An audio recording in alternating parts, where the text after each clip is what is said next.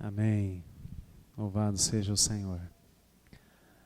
Amados, nós vamos passar a nossa meditação dessa noite e eu quero convidar você a abrir a sua Bíblia no Evangelho de Marcos, capítulo 2.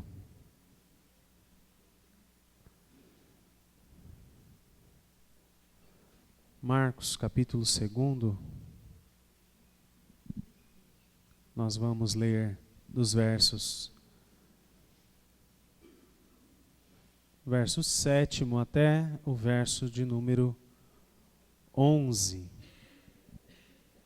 Marcos, capítulo 2, do verso 7 até o verso de número 11. Porque fala ele deste modo? Isto é blasfêmia. Quem pode perdoar pecados, senão um que é Deus? E Jesus, percebendo logo por seu espírito que eles assim arrazoavam, disse-lhes: Por que arrazoais sobre estas coisas em vosso coração? Qual é mais fácil, dizer ao paralítico: Estão perdoados os teus pecados? Ou dizer: Levanta-te, toma o teu leito e anda? Ora, para que saibais que o Filho do Homem tem sobre a terra autoridade para perdoar pecados, disse ao paralítico: Eu te mando, levanta-te, toma o teu leito e vai para a tua casa. Aleluia. Vamos orar? Senhor, mais uma vez nós nos apresentamos a Ti e agora pedimos a iluminação do Teu Santo Espírito. Que o Senhor lance luz sobre esta palavra e sobre a nossa mente, para que possamos, ó Deus, entender o Teu recado e saiamos daqui nessa noite edificados pela Tua palavra, em nome de Jesus. Amém. Amém. Amados, nós vamos tratar do tema do perdão, que na verdade é o tema mais importante nos evangelhos, porque é o anúncio, é a boa notícia, é o tempo da salvação que é inaugurado pelo Senhor Jesus. Jesus vem e inaugura o tempo da salvação. E a salvação, ela é possível, ela é tornada possível a partir da disposição de Deus em nos perdoar. A partir da disposição de Deus em limpar a nossa barra. A partir da disposição de Deus em cravar lá na cruz do Calvário. Essa é outra música antiga, né, Josmar? Cravar lá na cruz do Calvário as promissórias, as cédulas de dívidas que existiam contra nós. Nisso consiste, basicamente, a mensagem do Evangelho, no perdão de Deus, na disposição de Deus em perdoar. E a disposição de Deus foi tão grande, amado, que Ele fez isso pessoalmente, Ele não mandou ninguém fazer por Ele. Ele não criou alguém ou uma outra criatura que pudesse representá-lo na obra salvífica e particularmente na sua disposição em morrer, substituindo toda a condenação que pesava sobre nós. Então Ele próprio envia, Ele é representado na pessoa do Filho, Jesus, e Ele vem e vai até as últimas consequências pelo amor que Ele tem a todo aquele que responderá positivamente à oferta da salvação. Então o tema do perdão é um tema deveras muito importante na nossa vida. Na verdade é incompatível vivermos a vida cristã sem a compreensão do que é perdão e sem principalmente a prática do perdão. O perdão, ele deve ser uma marca, uma característica indelével, uma característica notável na vida de um cristão. Então nós vemos nesse texto, particularmente, o texto que nós lemos, Evangelho de Marcos, capítulo 2, dos versos 7 ao verso 11, nós vemos Jesus falando sobre isso. Na dinâmica de uma conversa, talvez até um debate, com os religiosos, os teólogos, judeus que estavam ali naquele lugar onde ele efetua um milagre, onde acontece um milagre. E esse milagre acontece porque houve perdão. O perdão tocou a vida daquela pessoa e aquela pessoa foi curada. O perdão, amados, no Evangelho, nas Escrituras, o perdão de Deus para com a nossa vida, ele é condicional, ou seja, ele está condicionado, há condições para recebermos o perdão.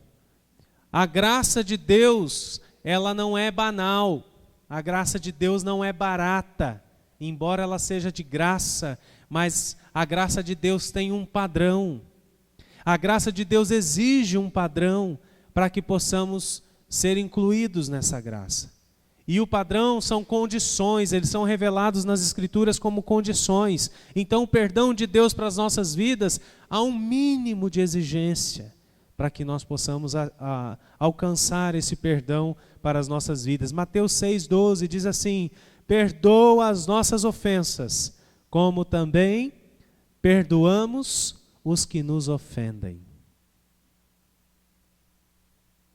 É a oração dominical, Jesus ensinando, dando aos seus discípulos um modelo de oração. E ele diz: Pai, perdoa as nossas ofensas, como também nós perdoamos. Aqui há uma condição. Ou seja, nós seremos perdoados na mesma medida que nós também perdoamos. Isso é preocupante. Muitas vezes a gente tem disposição de orar e pedir perdão para Deus, mas a gente não tem disposição de olhar para o nosso irmão pedindo perdão e perdoá-lo. Ou mesmo que ele não peça o perdão, mas ele nos ofendeu, ele de alguma maneira causou algum dano e nós voluntariamente não liberamos perdão. Mediante isso, mediante ao que diz esse versículo, o perdão de Deus, ele fica condicionado à prática individual de cada um de nós, à disposição de nós em perdoar. Lucas 6:37 diz assim: perdoem e serão perdoados. Perdoem e serão perdoados. A consequência de liberarmos perdão é sermos perdoados. Mateus 6, capítulo 6, verso 14 e 15 diz assim: pois se perdoarem as ofensas uns dos outros, o Pai Celestial também lhes perdoará.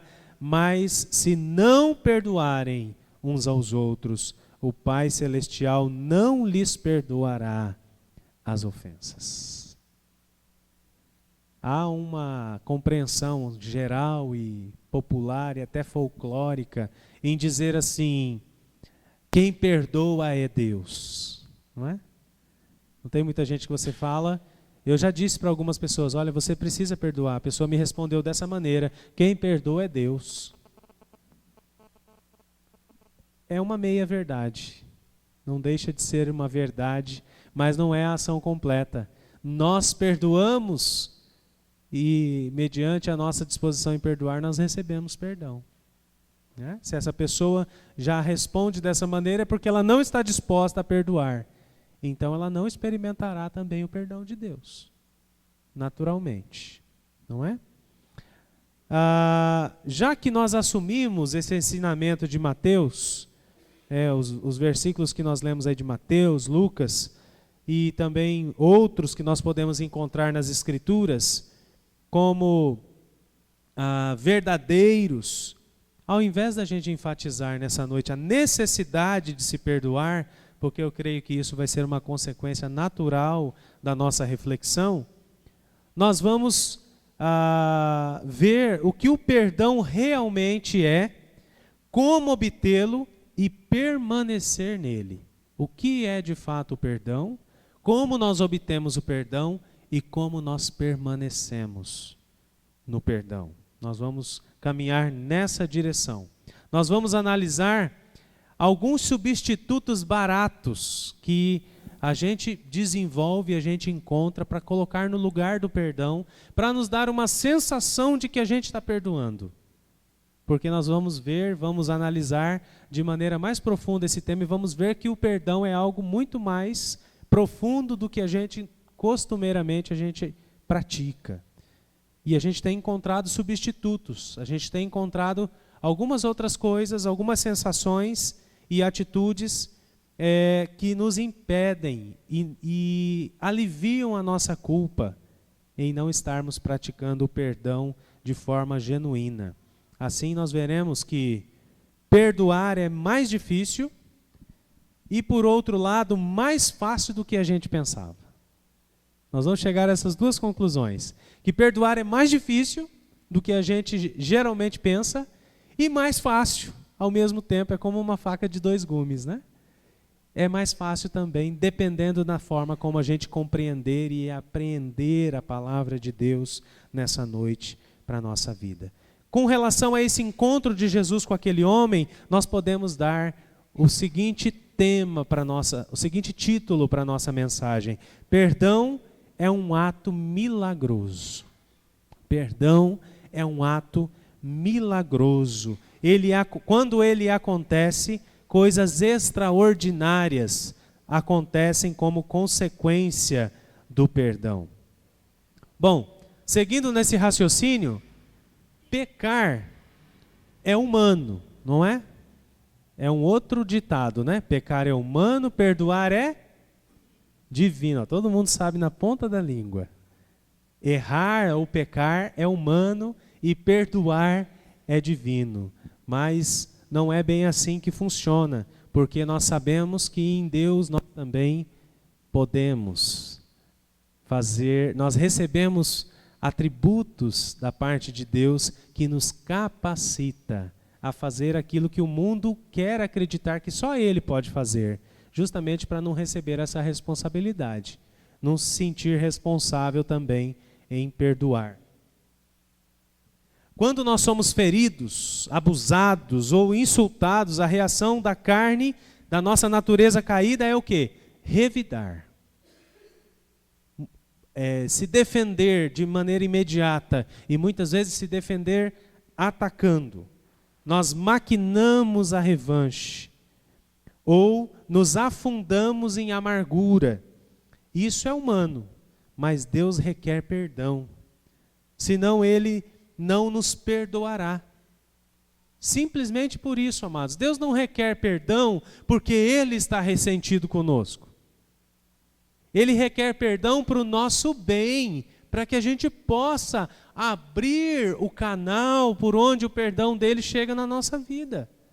Nós temos aquela falsa narrativa ainda de que tudo que Deus exige de nós é algo duro, enfadonho, cansativo, e que na maioria das vezes Deus não está interessado com o nosso prazer. Isso é mentira. Isso é mentira. Deus está interessado com a tua felicidade. Deus está interessado para que você tenha prazer nele, prazer na sua vida. Só que o prazer não vem antes da dor. A dor vem primeiro, depois vem o prazer. Primeiro vem a obrigação, depois vem o deleite, depois vem o descanso, depois vem a comemoração. Não é assim que tudo funciona na nossa vida? Você quer construir algo permanente? Trabalhe duro, a dor, o suor, o sofrimento, a dedicação, o acordar cedo, o dormir tarde, o esforço. Depois que está tudo pronto, aí a gente desfruta, aí a gente comemora, aí a gente descansa, até começarmos um novo empreendimento, que o ciclo começa tudo novamente. Lá em casa nós estamos fazendo uma pequena reforma, na parte dos fundos lá de casa. E eu tenho o objetivo de botar uma churrasqueira lá. Mas até eu chegar na churrasqueira, até eu chegar nela a ponto de fogo, né, a ponto de bala, né, tem muito desgaste. tem trabalho, tem transtorno, tem sujeira, tem uma série de fatores, tem custo, tem uma série de questões que aparentemente é só sofrimento, não tem graça nenhuma nisso, embora eu goste muito desse tipo de coisa, eu me interesso por isso, eu gosto, mas tem muito sofrimento. Depois de tudo pronto, vem o prazer, o deleite, receber os irmãos lá em casa, cada um com um quilinho de carne, né? Os irmãos estão entendendo? Não a questão do churrasco, mas os irmãos estão entendendo? Pode entender também a questão do churrasco, né? Mas tudo na nossa vida funciona dessa maneira, e a vida se torna muito mais simples quando nós enxergamos dessa forma. Então Deus exige de nós que nós sejamos prontos a perdoar, porque Ele quer que o quanto antes a gente receba o perdão dEle. Ele quer que o quanto antes a gente seja perdoado, a gente seja livre, Ele tire de sobre os nossos ombros o fardo, Ele tire do nosso coração a amargura, Ele tire da nossa mente aquelas ideias, aquelas densas trevas que maquinam o mal contra aquela pessoa que a gente precisa liberar perdão. E isso é maravilhoso, amados. Eu vendo... analisando tudo isso, vendo tudo isso, eu só fico mais apaixonado pelo meu Deus. Eu só fico mais apaixonado pelo Deus que Ele se revela. Bondoso, amoroso, com a minha vida e com a tua vida também. Em Marcos, capítulo 11, verso 25, diz assim: e quando estiverem orando, se tiverem alguma coisa contra alguém, perdoem-no, para que também o Pai Celestial lhes perdoe os seus pecados. Olha que bênção, a palavra do Senhor nos orientando a quando a gente estiver orando. Lembra o que nós vimos a semana passada? Nós oramos e oramos e oramos, mas Deus ouve a oração de quem? Do justo. Deus só ouve a oração do justo, daquela pessoa que ora em nome de Jesus mesmo, genuinamente, de todo o coração, remido dos seus pecados, convicto de que em Jesus ela tem o perdão dos seus pecados. Então não é pelo muito orar que seremos ouvidos, mas Deus ouve a oração daquele que crê, daquele que confia, daquele que entrega a sua vida no altar. Aqui da mesma maneira, quando nós nos colocamos a orar, se a gente lembrar que a gente tem algum problema com alguém, tem algum conflito aberto, ainda tem alguma coisa pendente, vamos depressa resolver isso, para que o quanto antes o canal que conduz a Deus esteja aberto, para que possamos ser atendidos nas nossas preces. Como exercício, pense em algo verdadeiramente mal que foi feito contra você ou alguém que você ama. Não por acidente ou erro, mas deliberadamente e com malícia. Quando você encarou o maligno cara a cara e a dor que foi causada pelo ocorrido em suas emoções, para verificar a veracidade das seguintes considerações. O que não é perdão? Aí eu quero ponderar com os irmãos isso em primeiro lugar. Em primeiro lugar, o que não é perdão? O hábito de se fingir para manter as aparências. Isso não é perdão. Nós vamos ver o que não é o perdão. Você se lembra de quando era criança e algum adulto lhe forçou a perdoar? Isso é comum na escola, né? O tio, a tia sempre faz isso com a gente, né? Força a gente a perdoar o amiguinho, pedir para ele desculpas, né? Isso realmente reflete o arrependimento do ofensor. E é verdadeiramente perdão dado à vítima? Muitas vezes não. Muitas vezes acaba sendo uma encenação. Nós, como crianças, espertinhos que a gente era, a gente vai lá, fala que está tudo bem, mas depois, no momento oportuno, a gente quer se vingar, né? A gente vai lá cobrar aquela dívida. Bem, talvez, quando acontece o perdão, sejam casos raros, né?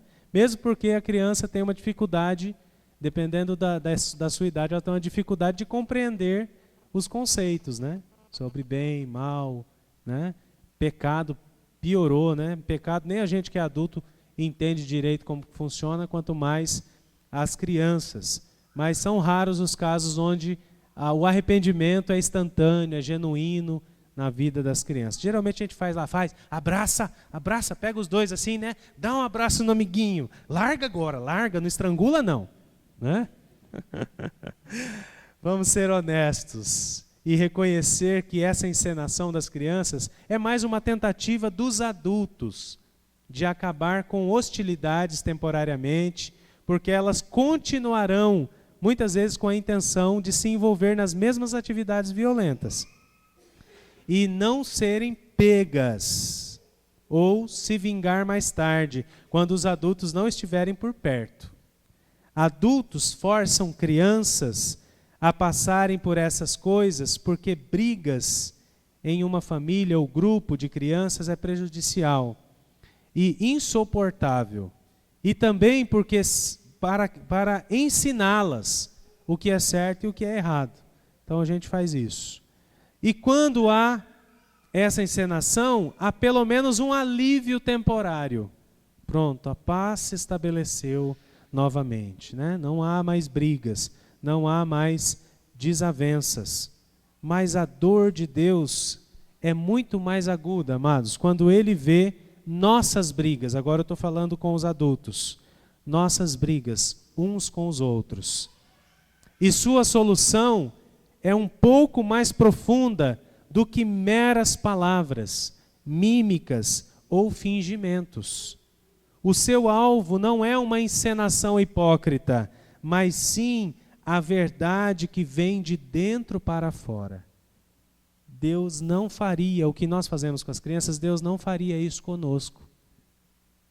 Finge que você perdoou, abraça o teu amiguinho. E às vezes a gente como pastor corre esse risco, né? Às vezes quando a gente está administrando conflito, a gente quer ver os irmãos se perdoando e se abraçando, é tão bonito. Só que a gente não consegue ver o coração do indivíduo. A gente não consegue ver se é cabrito ou se é ovelha, né? A gente se contenta, se conforma com a encenação. E por um momento a gente quer acreditar que aquilo está resolvido. Que não seja o abraço, mas que seja quando a pessoa fala de maneira, até parece que é genuína, mas a pessoa fala que perdoou e tudo mais. E aí quando passa algum tempo, nós percebemos que ainda ficou muita dívida, muita coisa para ser resolvida, muita pendência. Esta encenação de perdão frequentemente se estende à vida adulta como um substituto, presta atenção nessa expressão, substituto superficial para o verdadeiro perdão. Nós aprendemos essa estratégia e isso causa um certo alívio para nós. Mas isso não significa, isso não é nem de longe o perdão que é mencionado nas Escrituras. Nós pensamos que se meramente dissermos que estamos arrependidos, bastará. Mas será que Deus é enganado por nós? Será que há um lugar onde podemos escapar dos seus olhos? Será que Ele não vê o desejo secreto de vingança ou de ódio amargo atrás dos nossos sorrisos? Desde quando Ele fica impressionado com meras palavras, quando em nossos corações a atitude é outra? Então nós temos que pensar em Deus agora como Pai, como alguém que quer o nosso bem e não quer que a gente viva uma vida de aparências. Deus quer que nós tenhamos uma vida de honestidade, de sinceridade e que as nossas atitudes representem de fato o que está dentro de nós. Amados, muitas vezes é melhor, veja bem, muitas vezes é melhor, considere o contexto que a gente está conversando, muitas vezes é melhor você admitir que você ainda não perdoou, que você não tem condições de perdoar, que você ainda está magoado, está magoada, está ressentido, está ressentida, está ferido, do que você fazer uma encenação, dar um sorrisinho amarelo e achar que está tudo bem, ou transparecer para as pessoas que está tudo bem. e transparecer para a pessoa com quem você tem o conflito que está tudo bem. Porque vamos pensar em duas pessoas com disposições diferentes. As duas entraram em conflito. Uma tem dificuldade em perdoar, a outra não. A que tem dificuldade em perdoar, está lá, o pastor foi lá, vou assumir a culpa agora. O pastor foi lá, colocou frente a frente, fiz isso várias vezes. Coloquei frente a frente, falei assim, olha, está aqui na palavra. Vocês são crentes? Somos, pastor. Vocês querem continuar na igreja? Claro, pastor. Vocês querem continuar em comunhão com Deus? Amém, pastor. Então, está aqui na palavra, tem que perdoar. Vamos lá, abre a tua boca. Fulano, você me perdoa por isso, por isso, por isso? É que nem casamento, né? O juramento de casamento. A pessoa, aquela encenação é linda, maravilhosa.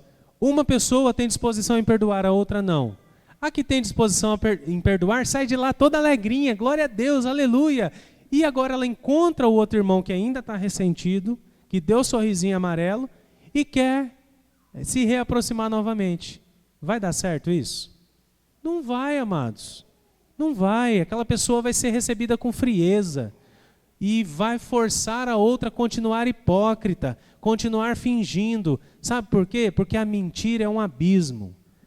Você conta uma mentirinha do bem, sabe, mentirinha do bem? Não existe, né? Mas as pessoas temem em acreditar que existe. Conta uma mentirinha, para você confirmar essa mentirinha, você tem que contar uma maior um pouco. E aí, quando aquela for questionada, você precisa contar outra, maior ainda. E por aí vai. E aquele buraco só vai aumentando. O abismo só vai aumentando. Então, esse relacionamento, com certeza, não vai dar certo. Então, o fingimento não é perdão. Fingir que nada aconteceu não é perdão. Negação não é perdão. Segundo lugar, negação não é perdão. A inabilidade de se perdoar verdadeiramente é frequente devido ao falso conceito de que esquecer é perdoar. Esquecer, não, imagina, eu já esqueci isso. Esqueceu nada. Esqueceu coisíssima nenhuma. Se a pessoa disser para você, se você for pedir perdão para alguém, e a pessoa disser assim, imagina, eu já esqueci. Você pergunta para ela, você me perdoou? Aí você grava. Você me perdoou? Porque se ela falar só eu me esqueci, significa, é bem provável que ela não tenha te perdoado e tenha muito resíduo desse conflito ainda na vida dela. Esquecer não é perdoar. Se perdoarmos, nós esquecemos daquilo que aconteceu. É um trocadilho, irmãos. Vamos lá, vamos entender isso. Quando a gente perdoa, a gente esquece. Agora, quando a gente fala que só esquece, não necessariamente a gente perdoa. Então, é a mesma coisa do esforço e do prazer. O perdão tem que vir primeiro. O perdão tem que vir primeiro. Depois você esquece. Agora, quando a pessoa fala, eu já esqueci, o perdão não vem depois. Porque não houve perdão. Não tem como ter consequência o perdão. Não tem como desembocar no perdão. Porque o esquecimento não representa perdão. O perdão tem que vir primeiro. Quando a gente perdoa, a gente esquece. Mas quando a gente esquece, a gente não perdoa. É assim que funciona. O Salmo 51, verso 6 diz assim, eis que te comprazes na verdade no íntimo. Deus tem prazer quando há verdade no nosso íntimo, seja ela boa ou ruim. Vamos parar de fingir para Deus de que a gente se espelha só no Cristo Deus e não no Cristo homem. Jesus era 100% homem e 100% Deus. E a gente nega a identidade do Cristo homem na nossa vida, achando que a gente engana a Deus. É aquilo que eu disse anteriormente, muitas vezes é melhor a gente admitir os nossos sentimentos ruins, do que a gente ficar maquiando para os outros. É muito melhor eu manifestar a minha insatisfação quando eu tiver a oportunidade, no lugar certo, na hora certa, com sabedoria, de maneira a buscar a cura e não a promover desavença ou aumentar o sofrimento, mas é muito melhor eu admitir a minha insatisfação do que eu tentar fingir isso para mim mesmo, de que nada está acontecendo e eu guardo isso para mim e essa bomba vai explodir em algum momento. Deus ama a sinceridade do nosso coração. Muitas vezes o salmista falou para Deus o que ele pensava. E a gente não vê uma resposta de Deus condenando o salmista por ele estar sendo sincero. Nem todos os salmos falam coisas bonitas. Muitos deles é o homem admitindo a sua miséria. É o homem admitindo os seus limites. É ele olhando e falando: Senhor, eu não entendo porque o ímpio, aquele miserável, ele prospera e eu não. A gente tem coragem de falar isso? A gente não fala porque a gente é crente. Mas Deus quer saber da verdade do nosso coração. E Deus tem resposta. Deus tem resposta para tudo isso na nossa vida. Então nós temos que ser autênticos. Não é para ser uma pessoa amarga, crítica. Isso não justifica. Mas quando a gente tem algum problema, amados, quando a gente está ferido, quando a gente tem alguma reserva, nós temos que confessar isso, para a gente ser curado e a gente voltar a ser justo. E Deus ouvir as nossas orações. E a gente receber o perdão. Se tentarmos alcançar um perdão falso, tentado deliberadamente ignorar a ofensa, fingir que não foi comigo, né? Quando a pessoa ofende, você finge que não foi com você, mas você finge isso para os outros que estão perto, mas você recebeu. E você vai levar isso com você. Você vai carregar isso com você. Estaremos nos enganando e enganando aos outros. Mas todas as emoções, maquinações e feridas estão lá.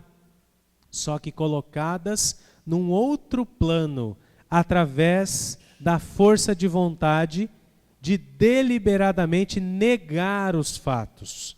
Mas aí vemos aquela pessoa com quem a gente tem algum problema, novamente toda a amargura e dor se manifesta dentro de nós. Aquilo vem tudo à tona. A gente revive novamente todas aquelas emoções ruins. Quando a gente vai deixando reserva ruim no nosso coração, quando a gente é colocado à prova, a gente está diante dessa pessoa, é como se revirássemos um lixo. Porque o lixo, depois de um tempo paradinho ali, ele não exala mais o cheiro ruim. Porque por cima seca, né? Interrompe o processo de decomposição na sua superfície, mas se você virar o lixo por baixo, aquele processo de decomposição continuou e o mau cheiro volta, tudo novamente. Então esse resíduo que fica na nossa vida, a gente pode até fingir que ele não está lá e negar. Quando somos questionados numa pregação, quando somos questionados objetivamente por alguém, como é que você está em relação àquela pessoa? Não, pastor, está tudo na paz, está tudo tranquilo, né? Está suave, né?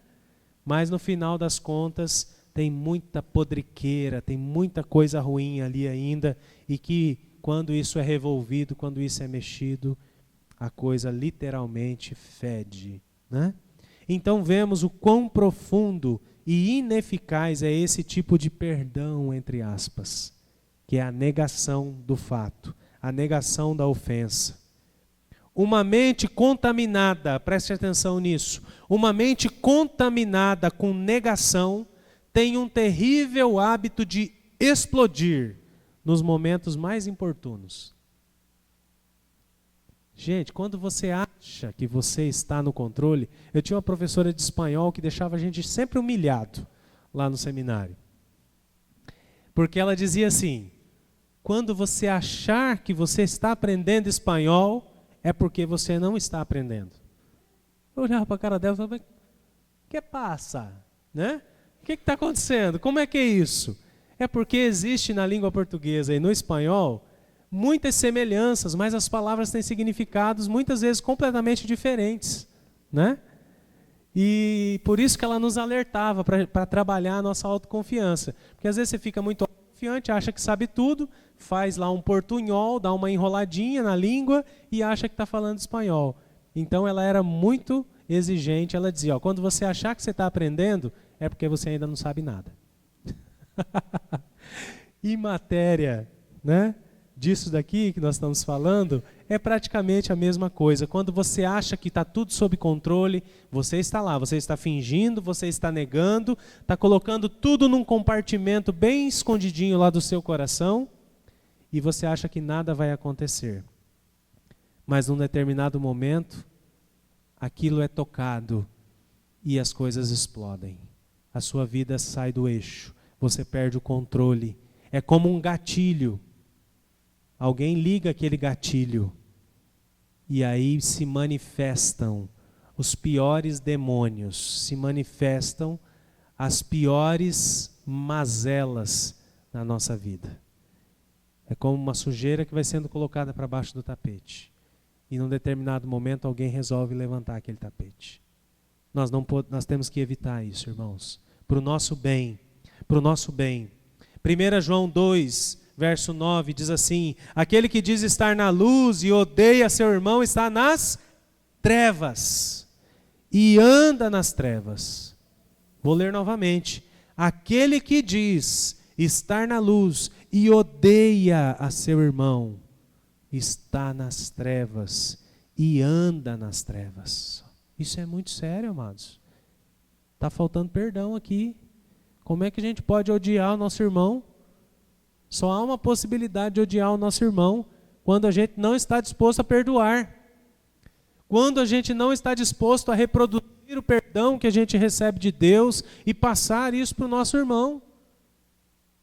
Aí a palavra de Deus diz assim, se você está nessa, meu amado, você não está na luz. Isso é muito sério. Estamos nas trevas, envolvidos, né, pelas trevas, andando nas trevas. O perdão é algo real, robusto, sólido, profundo. Quando a gente perdoa, mesmo que aquela pessoa nos ofenda novamente, isso não muda na nossa vida. É algo real, não é algo frágil. Tipo assim, vou perdoar mais essa vez, viu? O que Jesus fala a respeito disso? Quando é indagado pelos discípulos, eles perguntam para Jesus, mestre, quantas vezes a gente deve perdoar? Jesus responde, 70 vezes 7. 70 vezes 7. Infinitamente, não há limites para o exercício do perdão. Não é evitar a verdade, mas sim lidar com ela francamente, não se importando o quanto isso vá doer. Novamente aparece a dor aqui. O sofrimento. O prazer só virá depois da dor e do sofrimento. Mesmo que doa o processo da reconciliação. Talvez você nunca mais tenha um relacionamento saudável com essa pessoa. Mas o perdão tem que ser liberado. Quando a gente perdoa, a gente libera essa pessoa para viver. E a gente passa a viver também. Porque enquanto não há perdão, nós continuamos amarrados um ao outro, atrelados um ao outro como que com cadeias. E a gente não tem liberdade. Você já teve que mudar de calçada por causa de alguém? Você já teve que dobrar a esquina antes porque você viu uma pessoa com quem você tinha uma pendência? Ou seja, você não tem liberdade. Quando a gente tem pendência, a gente não tem liberdade. Porque a presença daquela pessoa nos ameaça. E rouba a nossa liberdade até de ir e vir nos lugares. Ah, eu vi aquela pessoa, estraguei o meu dia. Estragou mesmo. E vai estragar mais. Outros, muitos outros. Enquanto você não resolver exercer o perdão. Enquanto você não parar de fingir. Enquanto você não parar de negar que você tem algum problema com essa pessoa e realmente deixar com que o perdão que Deus derramou sobre a tua vida também seja repassado à vida dela, você continuará tendo dias e dias, noites e noites, programas e programas sendo interrompidos estragados por conta disso. E isso é tudo nossa responsabilidade. Nada está escondido aos olhos de Deus. Os maus intentos, a lascívia escondida, o dano causado, o escolher aquilo que é errado, a omissão e muitas outras coisas. Ainda assim, Deus é o autor e o criador do perdão. Se formos verdadeiramente perdoadores, teremos que fazê-lo de acordo com os seus métodos e com os nossos olhos abertos. Pois aqueles a quem Deus escolhe perdoar, Ele esquecerá os seus pecados. Não mais se lembrará deles. Contudo, não acusemos o Deus onisciente de não saber algo ou de ser ignorante quanto a qualquer fato. Ele nos disse que nada lhe está escondido.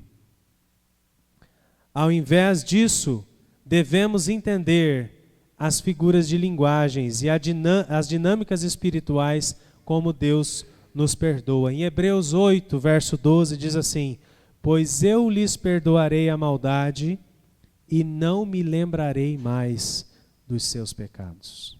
Em outro lugar vai dizer que Deus lança nas profundezas dos mares os nossos pecados. As profundezas dos mares, lugares que ainda nem foram explorados pelo homem. É possível, né, que quando o homem conseguir chegar lá, constate que lá só tem pecado, né? Porque Deus guardou tudo lá. A ordem aqui, amados, é essencial. Primeiro o perdão, depois o esquecimento. Vamos gravar isso. Vamos dizer isso juntos? Primeiro o perdão, depois o esquecimento. De novo, primeiro o perdão, depois o esquecimento.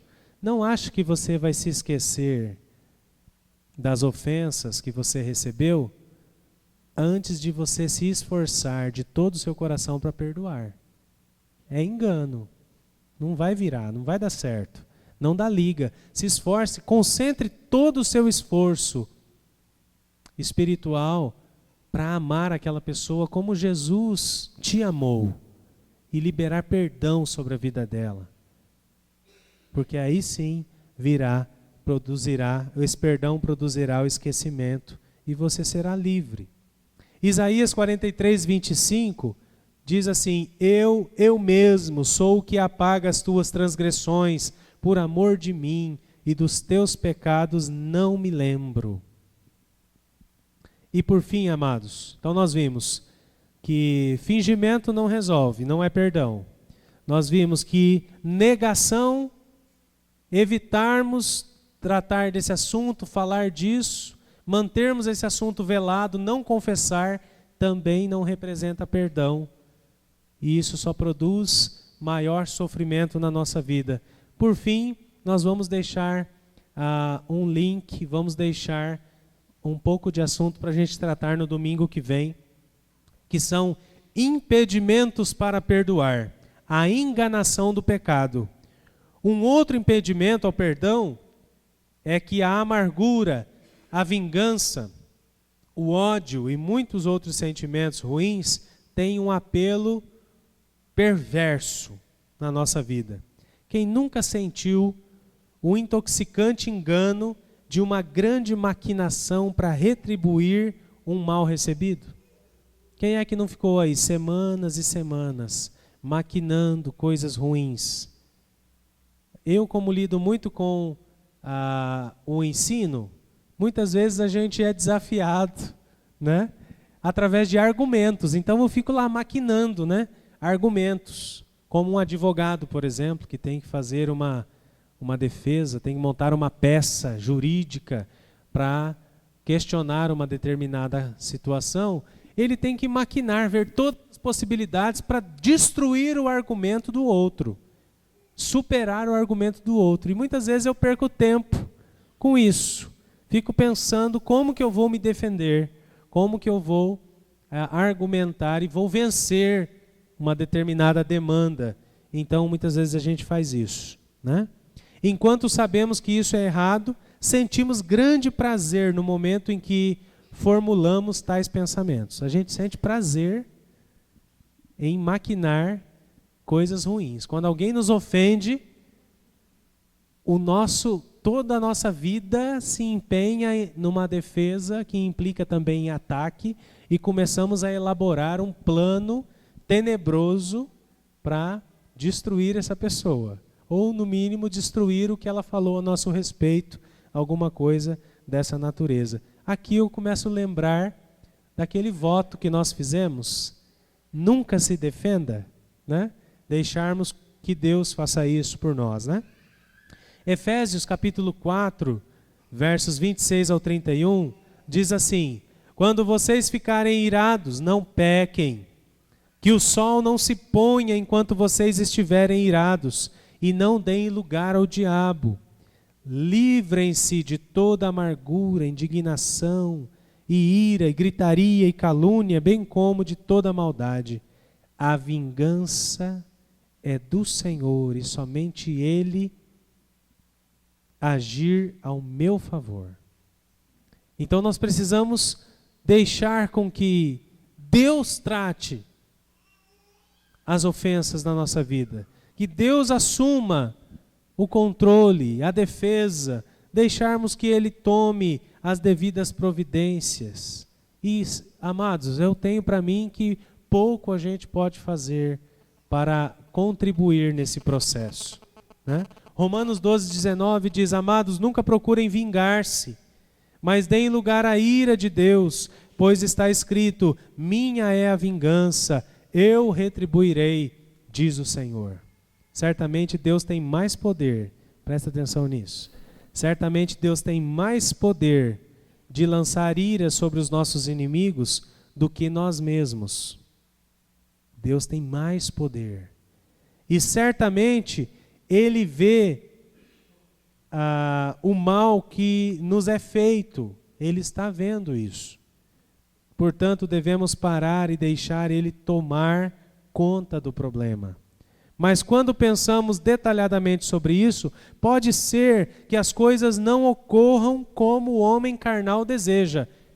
Veja bem, eu fiz uma afirmação anterior. Deus tem mais poder de lançar ira, mas não significa que Ele fará isso. Porque Deus não resolve os problemas da forma como nós queremos resolver. Encaremos, Deus tem o hábito de perdoar pessoas e estender a sua grande misericórdia, pelo menos por enquanto. A palavra de Deus diz que nós temos que aproveitar esse tempo. Aproveitar o tempo da salvação. Aproveitar o tempo da graça. E nós temos que deixar que os nossos adversários também sejam alvos da graça de Deus. Porque Deus não vai desferir um raio sobre a cabeça deles só porque eles te ofenderam. Deus não vai fazê-los reprovar na prova, no curso. Deus não vai provocar um acidente para que eles morram só porque você está irado, amargurado, ferido por conta disso. Isso não faz parte da metodologia de Deus fazer esse tipo de coisa. Da mesma sorte que Ele deseja que nós sejamos perdoados e salvos, Ele também espera que isso aconteça com todo ser humano, embora não acontecerá, porque muitos são chamados e poucos vão atender a esse chamado. Poucos vão responder positivamente a esse chamado. Então pode ser que não vejamos fogo cair do céu, consumir aqueles que queremos que recebam a vingança de Deus. Não é que Ele esteja liberando-os através de alguma mágica ou mudança de regras. Ele mesmo recebe, essa pessoa mesmo recebe a punição através dos seus atos. Aí existe a lei da semeadura, que é universal. Aquilo que a gente semeia, a gente mesmo colhe. Deus não precisa mexer um dedo. Aquilo que a gente semeia, aquilo que a gente planta, mais cedo ou mais tarde, iremos colher. Aquilo voltará para nós. Mateus, eu já estou encerrando, Mateus capítulo 5, verso 44 ao 48 diz: Eu, porém, vos digo, amai os vossos inimigos e orai pelos que vos perseguem. Somente assim podereis ser filhos do vosso Pai Celeste, porque Ele faz nascer o sol sobre maus e bons, e vir chuvas sobre justos e injustos. Porque se amardes os que vos amam, que recompensa tendes? Certamente os coletores de impostos fazem o mesmo. E se saudardes somente os vossos irmãos, que há de extraordinário nisso? Até os pagãos fazem o mesmo. Vossa bondade não deve ter limites, assim como a bondade do vosso Pai Celeste é ilimitada. Avaliemos então, irmãos, para a gente finalizar e continuar na semana que vem, vendo ainda mais alguns empecilhos que nos impedem de perdoar. Avaliemos o custo, né? O pessoal aqui que é do setor financeiro, vamos fazer uma análise de custo, né? Avaliemos o custo de deixarmos Deus lidar com os nossos inimigos. Ele pode abençoá-los, prosperá-los e salvar as suas almas eternamente, ao invés de matá-los com um raio. Pois Deus é assim, e é o que Ele tem feito até agora. E pode ser que isso não satisfaça a nossa vontade. Se abrirmos mão e deixarmos Deus agir, nunca se defenda, né? Deixarmos Deus agir, pode ser que Ele perdoe, abençoe e ame aqueles contra quem maquinamos e muitas vezes espumamos de raiva, e pode ser que ainda nos dê o mesmo tipo de atitude. Lucas 17, verso 3 ao 5, diz assim: sejam cuidadosos em seu viver. Se um irmão te ofender, repreende-o. E se ele se desculpar, perdoa-lhe. Sim, se ele te ofender 7 vezes em um dia, e vier até você e disser, me desculpe, 7 vezes, você deve perdoá-lo. E os apóstolos disseram ao Senhor, dá-nos mais fé. Ou aumenta-nos a fé. Eu creio que essa expressão revela muito bem a nossa necessidade. Tudo passa pela fé. Todos esses conceitos, esses princípios passam pelo elemento da fé. E talvez eu concluí isso, talvez você conclua a mesma coisa. Pastor, Senhor, eu preciso de mais fé para perdoar e viver na perspectiva do amor de Deus. E eu quero orar com você sobre isso nesse momento. Nós vamos pedir ao Senhor. Nós entendemos, né? Perdoar, primeiro, representa esquecimento. Esquecer não representa perdão. Fingir não representa perdão, né? Negar não representa perdão. Mas ter fé em Deus, conhecer o amor de Jesus e perdoar representa esquecimento e libertação.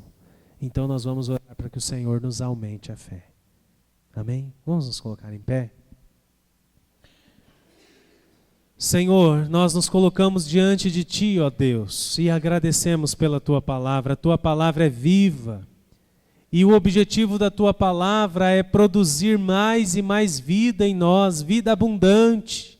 E vida também, ó Pai, na vida daqueles que estão ao nosso redor, mesmo na vida daqueles com quem a gente tem algum tipo de diferença, algum tipo de dissensão, algum tipo de conflito, incompatibilidade. Deus, em nome de Jesus, nós clamamos agora para que nós possamos compreender de maneira tão poderosa o perdão que recebemos do Senhor, a fim de que possamos também deliberar esse perdão sobre a vida de quem quer que seja que nos desafie.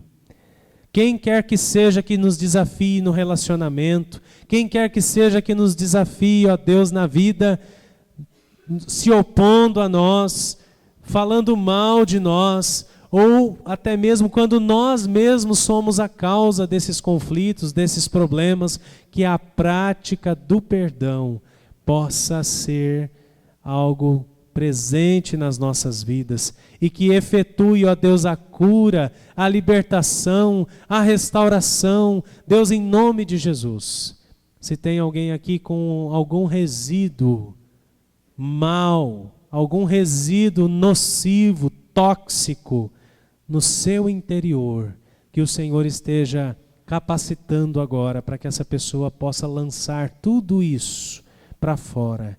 Possa, Deus, deixar que o Senhor trate isso, que o Senhor faça a sua defesa, que o Senhor a proteja, a fim de que essa pessoa seja completamente livre, liberta pelo poder do Teu Santo Espírito, e essa pessoa possa gozar de plena paz e uma vida abundante, ó Deus, na Tua presença.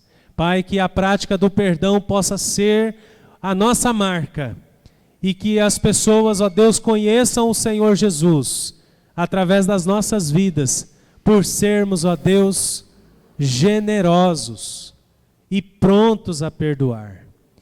Trata isso nas nossas vidas, aumentando-nos a fé. É o que nós te pedimos e já agradecemos no nome do Senhor Jesus Cristo, aquele que nos perdoou, sendo nós ainda pecadores. Amém e amém.